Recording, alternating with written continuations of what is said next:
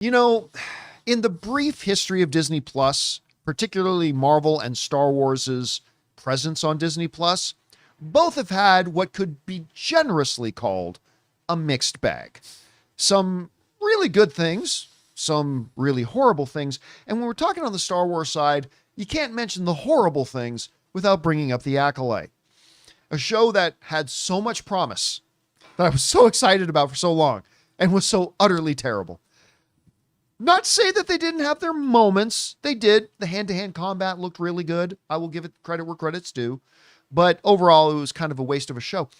But you guys remember, in the final episode, there's a creeper in the caves looking out at a couple of characters doing a very bad job at hiding himself as a creature that we can only assume was the infamous Darth Plagueis. The Wise.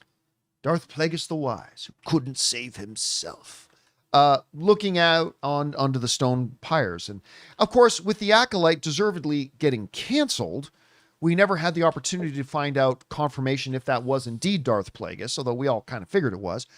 Or was that just meant to be a little bit spot or something bigger? Well, according to an official book put out by Star Wars, not only was that Darth Plagueis, but the idea was that during this High Republic era stories on Disney Plus, starting with The Acolyte, Darth Plagueis was meant to be set up as the ultimate big bad guy behind everything. This comes to us from the folks over at The Direct, who wrote, as a part of the new Art of Star Wars, The Acolyte art book via the Holofiles, the Acolyte series creator Leslie Headland pulled the curtain back on some key details about the now canceled Star Wars series, including her plans for Darth Plagueis in the streaming show.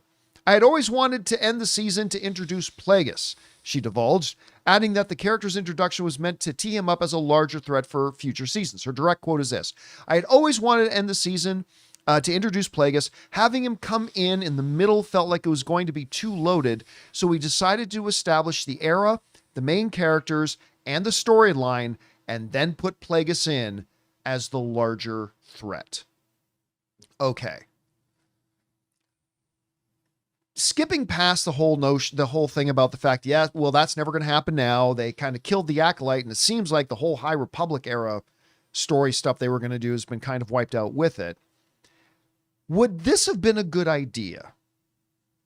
And I'm surprisingly going to say yes. This would have been a good idea had it been executed right. I mean, listen, from what we understand from canon and Darth Plagueis and how he set up Palpatine and all that kind of stuff, it would make sense that at this era, he's the one behind the scenes. He's the one lurking in the shadows. He's the one of the rule of two. He's the one who's there. And I think that could have been interesting. Now, some of you might be saying, John, I thought you would, rather see Star Wars cover characters we haven't seen before. Well, we never had that Darth Plagueis on the screen. Like, not in a movie or a live action TV series. This would have been totally brand new territory for 90% of the people who watch Star Wars who know nothing about Darth Plagueis other than the fact that he was mentioned in the prequels. So, look, does that mean they should have continued The Acolyte just to do this? No, The Acolyte was terrible and it got the fate that it deserved.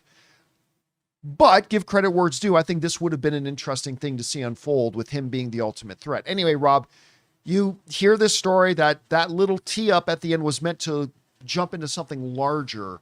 What do you think about it?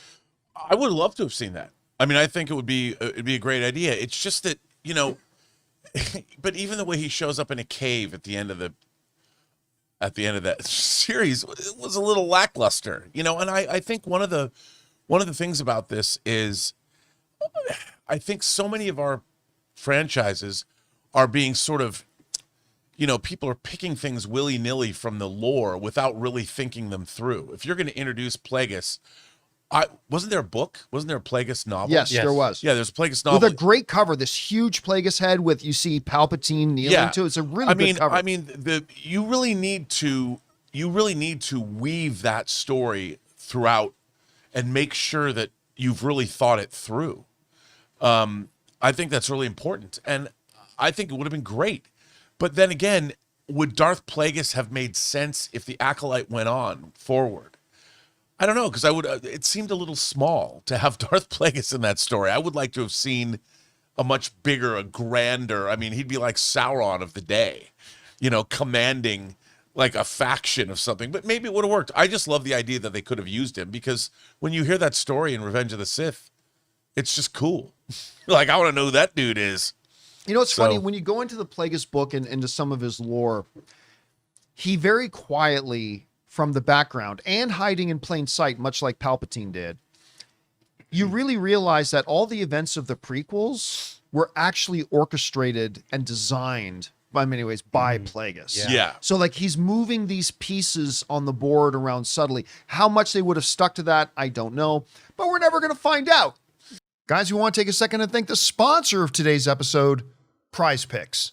Well, the big game is almost here, and there's no better way to cash in during America's biggest sporting event than with PrizePicks, where it always feels good to be right. With the football season coming to a close, this is your last chance to jump into football action before next year, and PrizePicks is making it easy by giving you $50 instantly in lineups when you play your first $5 lineup. What I've always loved about PrizePicks is how simple it is. You're just picking more or less on player projections, building your lineup, and rooting at home while you watch the game. I also really like their early payouts feature. If a player gets off to a hot start, you can cash out before the game even ends. And with the new social feed, you can follow other players, copy lineups that you like, or use them as inspiration for your own. So don't miss out. Download the PrizePicks app today and use the code CAMPEA to get $50 in lineups after you play your first $5 lineup. That's code CAMPEA to get $50 in lineups after you play your first $5 lineup. PrizePicks. It's good to be right. Guys, the question is for you. Acolyte was terrible, but would you have stomached a season 2 or 3 knowing that they would have gone more into Darth Plagueis? I don't know that I would, but I do like the idea of Plagueis. Anyway, whatever you guys think about it, jump down to the comment section below and let us know your thoughts. Hey guys, thanks so much for watching this video. Make sure you like the video, leave a comment, and subscribe to our channel. And don't forget, we have a daily podcast called the John Campea Show podcast, available on Apple Podcasts, Spotify, or your favorite podcasting app of choice. Go and subscribe to it today so it'll be there when you need it.